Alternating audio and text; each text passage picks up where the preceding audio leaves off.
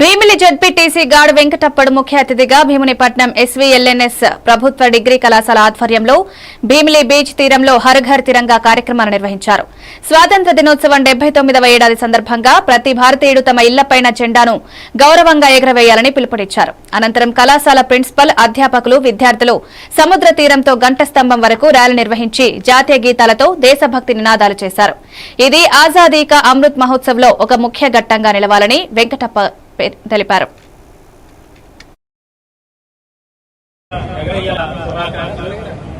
ఈరోజు మంచి కార్యక్రమం తీసుకోవడం జరిగింది.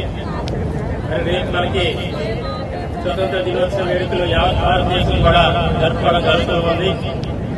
దానిలో భాగంగా దేశం మొత్తం మీద రకరకాలుగా కార్యక్రమాలు చేస్తూ ప్రతి ఇంటి దగ్గర కూడా ఈ జాతీయ జెండా ఎగరేయాలని సంకల్పంతో అందరికీ ఉద్దేశం అందరిలో కూడా దేశభక్తి, మన భారతదేశం యొక్క గొప్పతనం అందరికీ ఒక అవగాహన కావాలనేది ప్రధాన ఉద్దేశం. ఎందుకంటే దేశాన్ని ప్రేమించలేని వాడు దేన్ని ప్రేమించలేడు.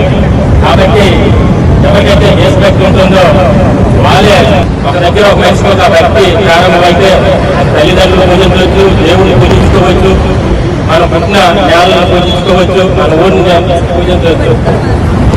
గౌరవం అనేది మన నుంచి పుట్టినప్పుడు అదే గౌరవాన్ని కూడా మళ్ళీ మనం పొందగలుగుతాం. ఒకరిని గౌరవించలేనప్పుడు అభిజవాన్ని మరి అదే గౌరవం అదే మనం లేదు.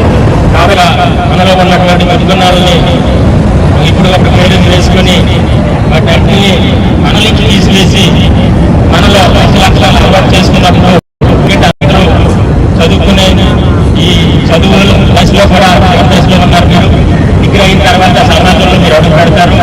ఒక బాధ్యతల పౌరులుగా మరి మీరు రేపు ఈ సమాజంలో భాగస్వాములు అవుతారు. కాబట్టి ఈ యొక్క ప్రభావం అనేది మీ కుటుంబం మీద, మీ గ్రామం మీద, మీ ఉన్నటువంటి ప్రాంతం మీద ఉండాలి.